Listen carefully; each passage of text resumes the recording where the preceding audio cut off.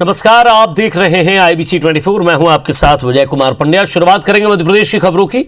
मध्य प्रदेश व्यापम घोटाले की दाग हटाने के लिए व्यापम का नाम बदलकर प्रोफेशनल एग्जामिनेशन बोर्ड किया गया, लेकिन इसकी कार्यशैली पर कोई फर्क नहीं पड़ा।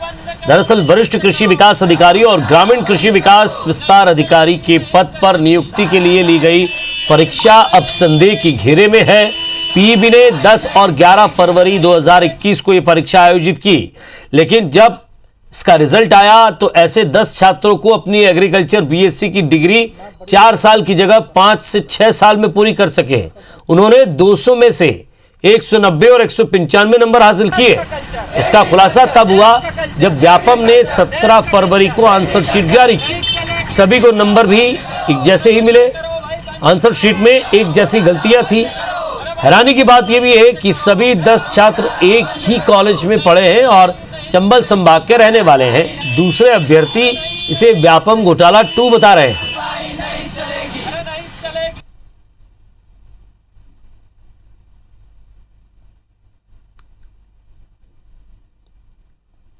और 11 फरवरी को ग्रामीण विस्तार अधिकारी और सीनियर विकास अधिकारी की जो एग्ज़ाम हुई थी उसमें व्यापम घोटाला 2 आया है कि इसका पेपर लीक हो गया है। एपीसी हैं मिस्टर के सिंह और चेयरमैन भी है पीईबी के, उनको बुलाया, विद्यार्थियों को भी बुलाए, जो संगठन के लोग आए थे, और उन्होंने कुछ प्रमाण सहित मतलब पूरा रिकॉर्ड दिया, वो मैंने उनको उपलब्ध करा दिया और जांच के आदेश कर दिए। और जांच होगी, दूध का दूध और पानी का पानी होगा, और कहीं भी कोई गड़बड़ होगी तो छोड़ा नहीं जाएगा, सख्त कार्रवाई की जाएगी। जो एजेंसी ने कराया है, जो मेरी जानकारी में है, वो एजेंसी 2 प्रांतों में ब्लैक लिस्टेड है। इसमें ऐसी संस्था के या ऐसी एजेंसी से क्यों एग्जाम कंडक्ट कराया, ये सवाल उठता है, और यही सवाल शक पैदा करता है कि क्या वाकई में मध्य प्रदेश में दूसरा व्यापम कांड हो गया। सत्येंद्र हमारे संवाददाता हमारे साथ जुड़ रहे हैं, जरा उनसे हम बातचीत करते हैं। सत्येंद्र, जो कागज उपलब्ध कराए गए हैं वो कृषि मंत्री ने भी देख लिए हैं, वो भी समझ रहे हैं, वो भी कह रहे हैं कि इस पर जांच के लिए आदेश दिए हैं, लेकिन क्या लग रहा है, आपने छात्रों से बात की होगी, कितनी सत्यता लग रही है इस बात में?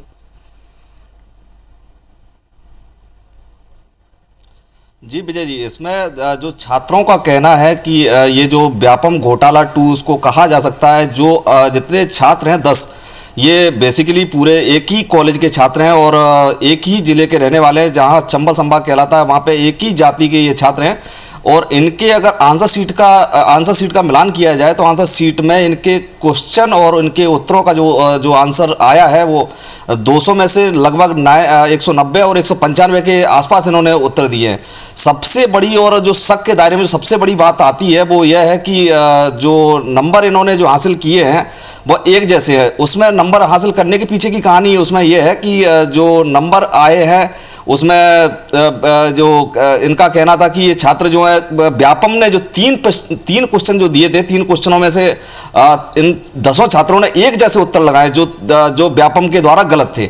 और जिन छात्रों का कहना है कि जो ये 3 जो उत्तर उन्होंने जो लगाए हैं वो 11वीं कक्षा में पढ़ाए जाते थे।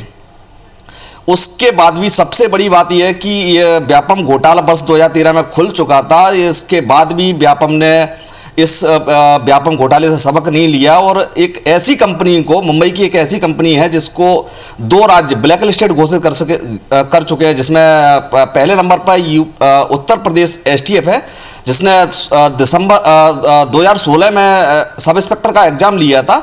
उसमें आरोप लगे थे इस कंपनी पर। कंपनी का नाम है NSEIT कंपनी नाम है इसका। इस पर आरोप लगे थे कि इस कंपनी ने सब इंस्पेक्टर के पेपर जो लीक कराए हैं और प्रश्न पत्र को हैक कराया है। उसके बाद इन्होंने तमिलनाडु में एग्जाम कराया था, तमिलनाडु में भी इन पर, इस कंपनी पर आरोप लगे थे। उसके बाद रेलवे का एग्जाम कराया था, उसके भी आरोप लगे थे।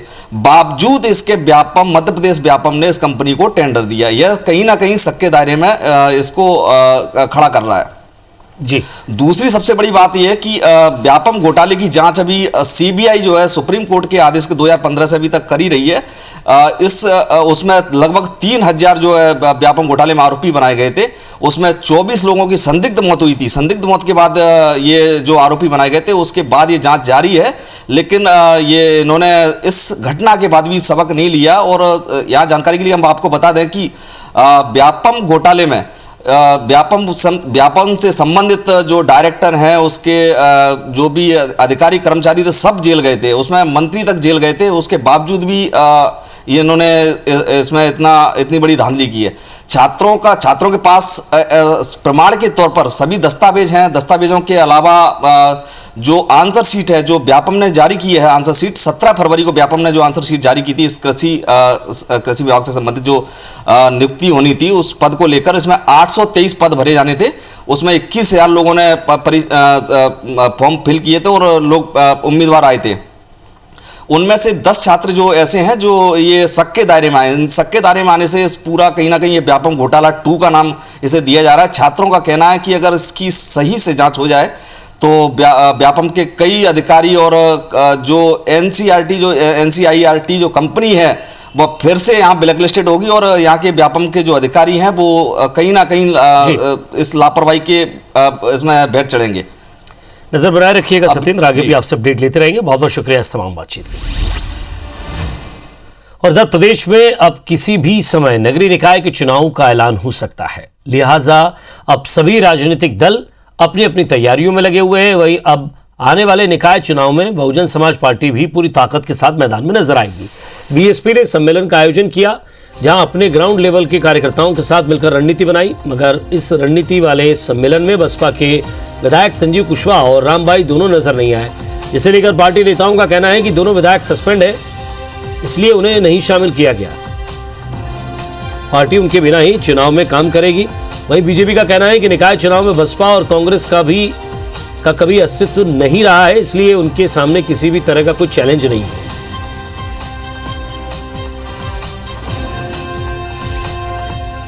बीएसपी यही चाहती है कि जो मध्य प्रदेश के जो गरीब हैं, सर्व समाज के गरीब हैं, दलित हैं, आदिवासी हैं, पिछड़े, इन सभी लोगों को न्याय मिले। इन सभी लोगों को जो व्यापक रूप से जो सुविधाएं होती हैं उनको सबको मिले, सामाजिक न्याय मिले, आर्थिक न्याय मिले, ये हमारा काम है। और इसके लिए हमें लगता है कि प्रदेश की जनता इस बार कुछ मन बना रही है। खासकर अगर मैं ग्वालियर की नगर निगम की बात अगर करूं तो ग्वालियर नगर निगम में मुझे तो याद ही नहीं आ रहा कि कब कांग्रेस का किसी और दूसरी पार्टी का शासन रहा। हमेशा हम लोगों के महापौर रहे हैं, परिषद में हम लोगों का बहुमत भी अच्छी तरह से रहा है और ग्वालियर के नागरिकों का एक बहुत विश्वास भारतीय जनता पार्टी के प्रति है। बीएसपी का जहाँ तक सवाल है, आपने विगत 2 चुनावों में देखा, विधानसभा चुनाव में भी देखा, उपचुनाव में भी देखा, मुझे लगता है उनकी अब अधिक सहभागिता यहाँ पर है नहीं। हाँ, सिर्फ और सिर्फ मुझे लगता है कि उपस्थिति दर्ज का विषय है, तो वो उपस्थिति दर्ज इस बार भी कराएंगे। मध्य प्रदेश में इस बार गेहूं और चने की फसल जलवायु के विपरीत प्रभाव यानी कि फोर्स मैच्योरिटी का शिकार हो गई है। फसल चक्र पूरा होने के पहले ही फसल पकने की वजह से दाने कमजोर हो गए हैं, जिसका असर उत्पादन पर पड़ेगा। प्रदेश में इस साल फरवरी से ही तापमान में वृद्धि शुरू हो गई थी। पिछले 15 सालों में फरवरी सबसे गर्म रहा है। पश्चिमी विक्षोभ सक्रिय नहीं होने की वजह से पश्चिम से आने वाली गर्म हवाएं गुजरात और राजस्थान होते हुए मध्य प्रदेश पहुंच रही हैं, जिसका सीधा असर गेहूं की फसल पर पड़ रहा है। मौसम में हुए इस परिवर्तन के कारण प्रदेश के अधिकांश हिस्सों में रबी की फसल 120 दिन में 15 दिन पहले ही पक गई। चिंता की बात यह है कि अचानक से तेज गर्मी पड़ने के कारण गेहूं का दाना पकने की जगह सूख रहा है।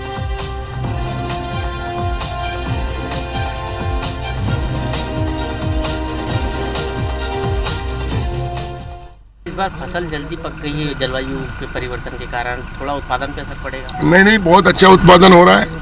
हमने सत्ता परिवर्तन से व्यवस्था परिवर्तन किया और हम जब कहते हैं हम किसान के बेटे हैं, मुख्यमंत्री भी और कमल पटेल कृषि मंत्री भी, तो हमने किसानों के लिए नीतियां बनाई और परिवर्तन किया है आज़ादी के बाद पहली बार। देखिए, यही भारतीय जनता पार्टी के लोग तो अभी भी स्वीकार नहीं करेंगे।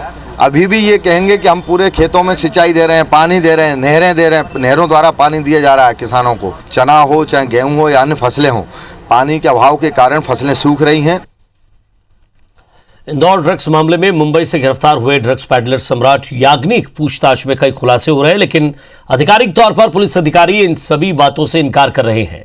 सूत्रों से मिली जानकारी के मुताबिक सम्राट याग्निक मुंबई में कई सेलिब्रिटीज के साथ पार्टी उसने करना स्वीकार किया है। उसने कई सेलिब्रिटीज के साथ ड्रग्स भी लिया है और कई जगह से ड्रग्स खरीदना भी स्वीकार किया है। दरअसल कुछ दिनों पहले पुलिस ने तुकोगंज थाना क्षेत्र के होटल से एक युवक को गिरफ्तार किया था, जिसमें सम्राट से ड्रग्स खरीदने की जानकारी दी थी।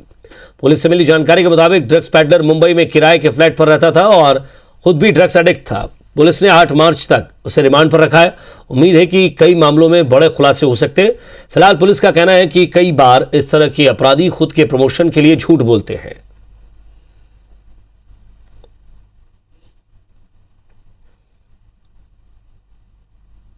उसमें जो प्रारंभिक पूछताछ में पता चला है कि वो खुद कंजम्पशन करता था और साथ में जो उसके दोस्त यार थे तो उनके लिए, बाकी ड्राइवर के थ्रू वो दिल्ली से और मुंबई से ड्रग्स वगैरह मंगवाता था। तो ये है, बाकी अभी डिटेल चूँकि 8 तारीख तक का उसका पुलिस रिमांड है तो उससे और डिटेल पूछताछ की जा रही है। और प्रशासन की लाख कोशिशों के बावजूद दतिया में रेत के अवैध उत्खनन पर लगाम नहीं लग पा रही है। रेत का अवैध परिवहन लगातार किया जा रहा है। जिले की भांसड़ा कला, लमकना, घूकसी सहित तमाम खदानों में अवैध रेत खनन हो रहा है। रेत से भरे ट्रैक्टर दिन दहाड़े सड़कों पर देखे जा रहे हैं। आरोप भी है कि जिले में वन विभाग की खदानों से भी रेत का अवैध खनन हो रहा है। जिले में सिर्फ 30 रेत खदानें ही वैलिड हैं और 50 से ज़्यादा खदानों में खनन का काम चल रहा है। बुधवार को सरसई थाने की दमना खदान पर भांडेर तहसीलदार और एसडीएम ने अवैध रूप से चल रही पनडुब्बी को नष्ट करवाया। इसके पहले भी कई बार पनडुब्बियों को आग के हवाले किया जा चुका है।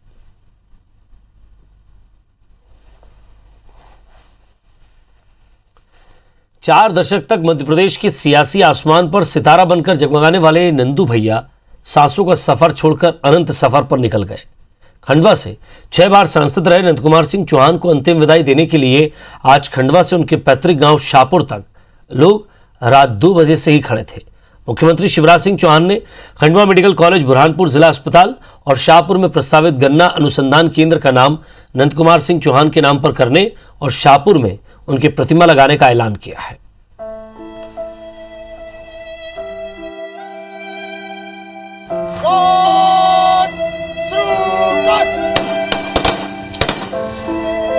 सबके प्यारे, सबके अपने नंदू भैया ने इस फानी दुनिया को हमेशा के लिए छोड़कर दूर नील गगन में नया सवेरा बना लिया है। उन्हें अंतिम विदाई देने के लिए देश और मध्य प्रदेश के कोने कोने से उनके अपने बुरहानपुर के शाहपुर पहुंचे और सबकी आंखें भीगी थी। इससे पहले रात करीब 2 बजे जब नंद कुमार सिंह चौहान की पार्थिव देह खंडवा पहुंची तो लोग सड़कों पर उनका इंतजार करते आखिरी झलक पाने के लिए खड़े थे।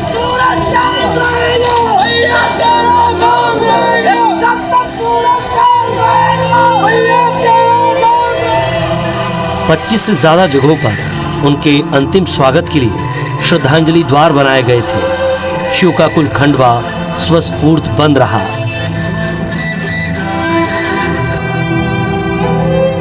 वो एक ऐसे कुम्हार थे कि वो गढ़ने का काम करते थे। कौन कार्यकर्ता किस तरीके का है उसको वहाँ पर पहुँचाकर उसकी व्यवस्था बनाना। जब तक सूरज चांद रहेगा, जब तक नंदू भैया का नाम दिल में हमेशा रहेगा। ऐसे जन नायक, ऐसे जन नेता हमारे बीच से आज चले गए।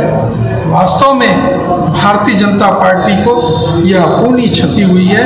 इस क्षति को भर पाना असंभव है। नंद कुमार सिंह चौहान की पार्थिव देह मंगलवार की शाम दिल्ली से भोपाल के स्टेट हैंगर पहुंची तो मुख्यमंत्री शिवराज सिंह चौहान और पार्टी के प्रदेश अध्यक्ष वी.डी. शर्मा ने उनकी पार्थिव शरीर को कंधा दिया।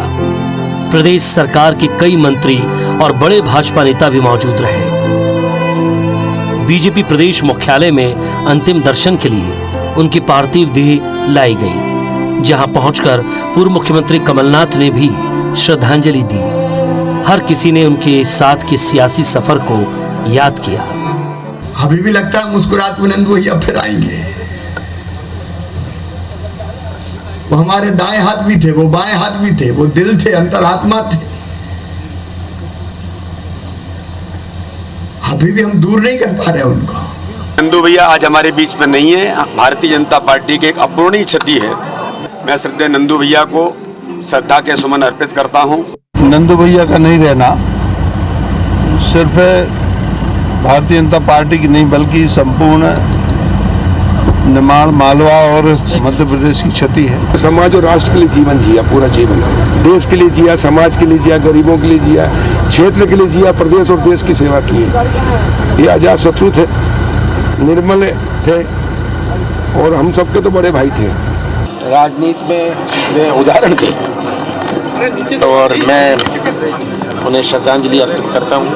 और परिवार पूरे परिवार से दुख व्यक्त करते हैं। करीब 4 दशक तक मध्य प्रदेश में भाजपा की राजनीति में खासा मुकाम रखने वाले खंडवा के 6 बार सांसद रहे नंद कुमार सिंह चौहान 11 जनवरी को कोरोना पॉजिटिव हुए थे।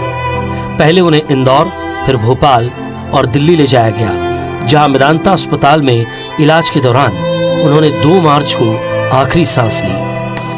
सांसों का सफर खत्म कर अनंत सफर पर निकले नंदू भैया को सादर श्रद्धांजलि। Bureau report, IBC 24। तिया की बड़ौनी और जिगना पुलिस ने अंतर्राज्यीय चोर विशांत सिसोदिया और राजपाल सिसोदिया को गिरफ्तार किया। आरोपी विशांत शादी समारोह में चोरी करने के लिए माहिर था। वो महंगे कपड़े पहनकर शादी समारोह में शामिल होकर चोरी करता था। आरोपी लखनऊ, नागपुर, बनारस सहित कई बड़े शहरों में वारदात को अंजाम देता था। पुलिस ने आरोपी से चोरी के 2.5 लाख रुपए भी बरामद किए हैं। वहीं चोरी के शिकार नारायण दास सुंदरानी ने गृहमंत्री नरोत्तम मिश्रा और पुलिस टीम को धन्यवाद दिया है।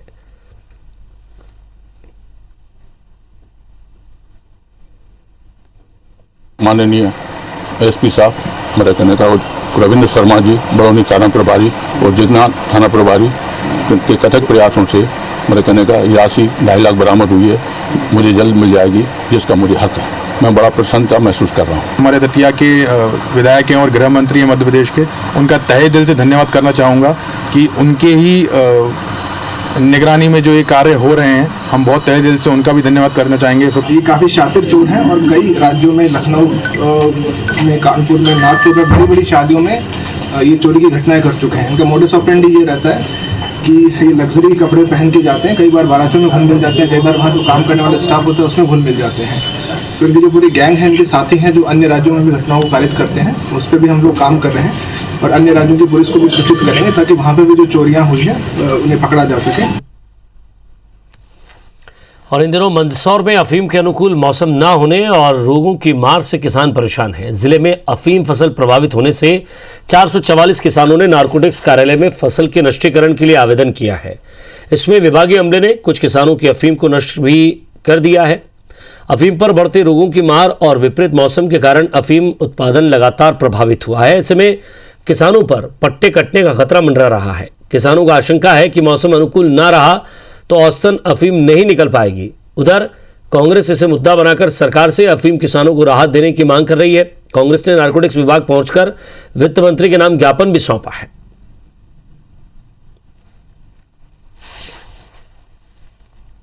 इस साल नारकोटिक्स विभाग ने अपनी नीति निर्धारण करने में देर कर दी और उसके देर के परिणाम स्वरूप इनको पट्टे 1 माह लेट किए।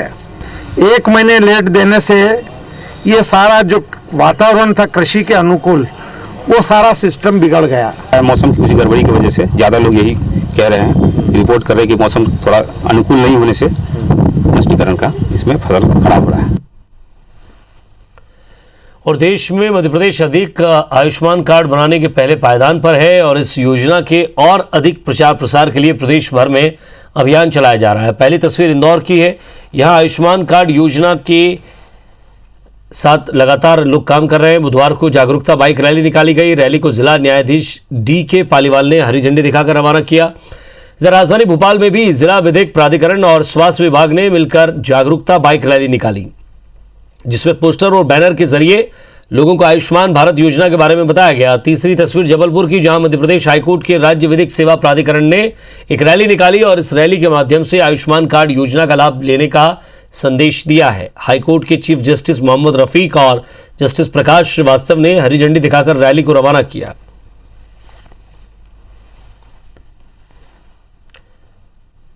जबलपुर में अवैध शराब का कारोबार करने वाले पुलिस से बचने के लिए अब पहाड़ी इलाकों में अपना नया ठिकाना बनाने लगे हैं और इस बात का खुलासा पुलिस की कार्रवाई से हुआ है।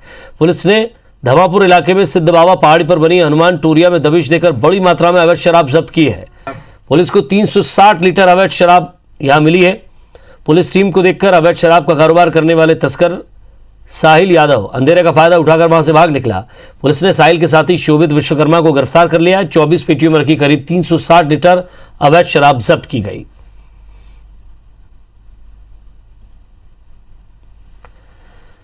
जलीय जीव प्रेमियों के लिए खुशखबरी है। मुरैना के चंबल अभ्यारण्य में मगरमच्छ, घड़ियाल और डॉल्फिन की संख्या में इस साल वृद्धि हुई है। इन जलीय जीवों की संख्या में मध्य प्रदेश ने आंकड़ों में वृद्धि की है। घड़ियाल की संख्या पहले 1859 थी, जो इस साल बढ़कर 2126 हो गई है। मगरमच्छ की संख्या 710 से बढ़कर 886 हो गई है। वहीं डॉल्फिन 68 से बढ़कर 82 हो गई है। चंबल नदी में मगरमच्छों का वंश लगातार तेजी से बढ़ रहा है, जो चिंताजनक है। जलीय जीवों का साथ ही बाकी दूसरे जो जीव हैं उनको खतरा है। घड़ियाल के लिए भोजन की कमी भी एक कारण बन रही है।